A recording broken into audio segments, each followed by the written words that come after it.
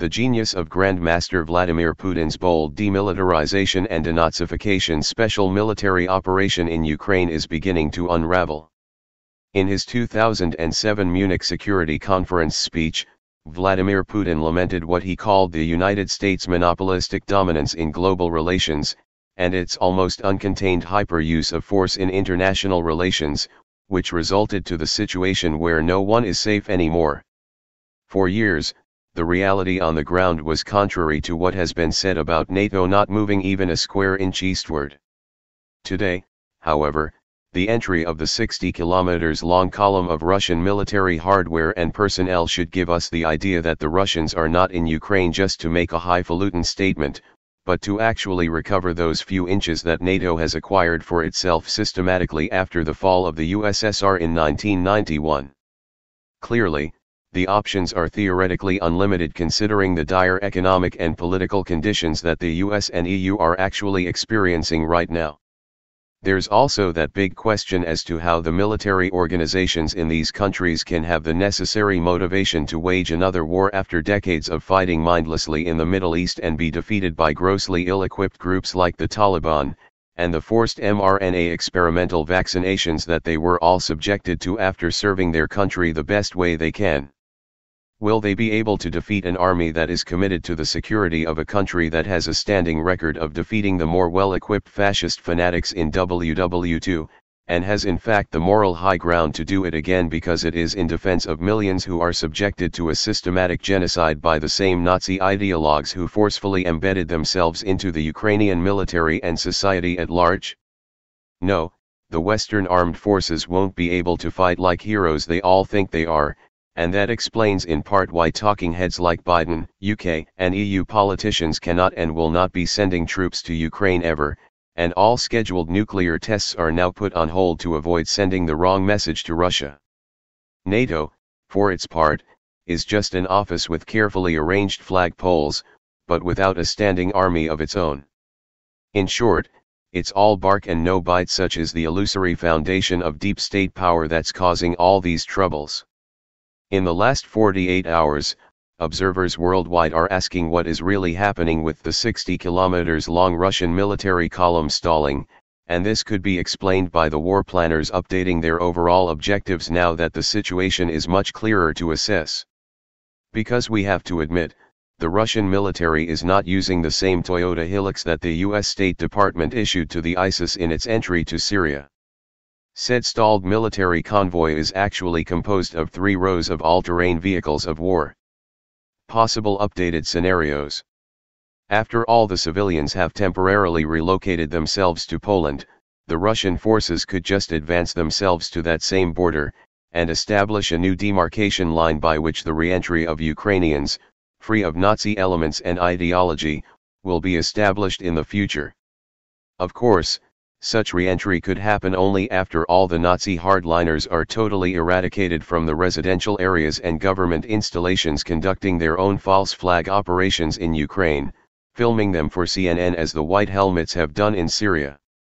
Giving them Nazis an Oscar trophy, too, would be Hollywood overstretching its imaginary credibility. So, it's not just somebody's wet dream to outline the following.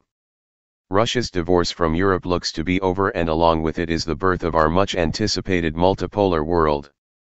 At the time of writing, the war in Ukraine has been going on for a handful of days, and thanks to the power of hypersonic missiles and the fact that the majority of Ukraine's southern and eastern populations see themselves as Russian, Kiev is utterly broken.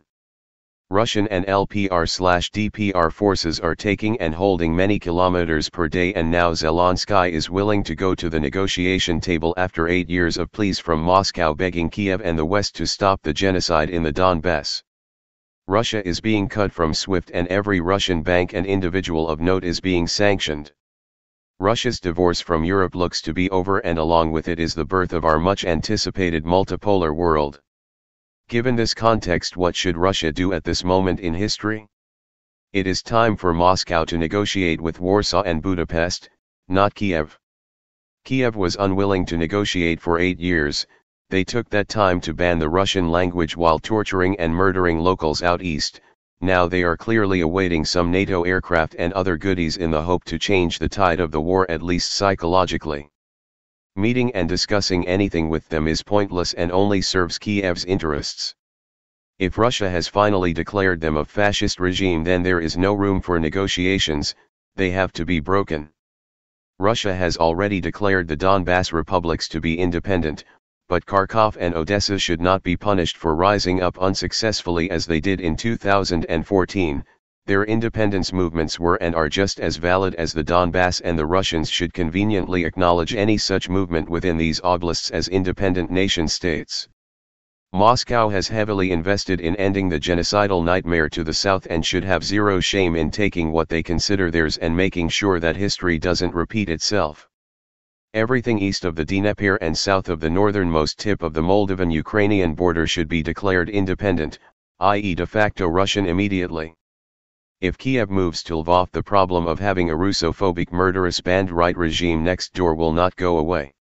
Russia should appeal to Poland's narcissism and Hungary's pragmatism and offer every Russophobic square meter of the remainder of Ukraine to them, with a possible chunk going to Romania for historical reasons. This offer will create an interesting wave of reaction within the EU/NATO. The Poles have dreamed of expansion, especially taking back Lvov, for quite some time, and it will be interesting to see the mental gymnastics that their leadership will have to do when Washington tries to forbid the move. Poland is Russophobic, but not insane. Having a very elongated Hungary closer to Russia will allow Moscow and Budapest to engage in further cooperation, and Hungarian identity does not rest on hating Russians. 2/3 of the fake nation of Ukraine can go to the Russians and 1/3 can go to bordering NATO members. The Ukrainian experiment needs to come to a final end and be deleted from the map entirely. Russian patriotic economists can now put all of our money where their mouths have been for decades. Russia has always had the threat of economic isolation thrown at it as a form of punishment. This has caused the Kremlin to tolerate a lot of seemingly odd policies and institutions. Strange figures like Anatoly Chubai, Elvira Nabiullina, and Alexei Kudrin have the public perception of pursuing globalist interests on Russia's kopeck, yet have been tolerated over and over again. The Russian central bank, which is somehow both private and responsible to the government, the former seeming to be the dominant policy, may also no longer be required. If Russia is truly on its own, then it is time to make the ruble Russian again. Various patriotic and YouTube star economists, including Katasanov, Hazen, Delyagin, and most importantly godfather of the Eurasian Economic Union Sergei Glazyev, can now have free rein to finally enact the policies they have wanted to do for countless years. Glazyev's ideas are very complicated, but in short they focus on having Russia's economy, resources, and currency serve Russia itself and follow in the footsteps of some of China's most successful projects. Whether this will work or not is a question of time, but now with the newfound economic freedoms in Russia, these patriotic economics can finally be attempted, or at the very least the central bank can be reformatted. #End the Fed. Russian media oriented at foreign markets will take a hard right turn. For years Russia has had to really restrain itself in terms of how it projects government-funded media, as they feared by being banned. One complaint to Ofcom could be enough to get an entire project shut down all over the UK. Well, now that RT, Sputnik, and everything else have been banned regardless of their actions, there is no point in walking on eggshells anymore. Russia's foreign media was always forced to project itself through a liberal prism in order to play ball. Now they must do the exact opposite and play to the base of conservatives and traditionalists who are willing to download Telegram, make a VK account and scour other resources to continue to maintain contact with Russia's English-language media. RT, Sputnik, and the others must adjust to hold onto and expand the audience that agrees with them despite the difficulties with all the blanket banning. For years I have urged Russian media figures to take a turn to the right, especially under my leadership. Now we may just have our chance, which comes at a great time as my car is getting quite old. In closing, the shackles of compromise have been lifted. If Russia can survive economically, it no longer has to listen to the nagging of the international community or try to force its culture and especially economy to fit inside of a liberal box. This is a major opportunity for things to be different, and for those who believe in Lev Gumilyov's Passionarity theory of history, this all comes at a great moment of military triumph. This is the opportunity that Russian patriotic forces have dreamed of for quite some time. Now they have to pick up the ball and not completely blow this.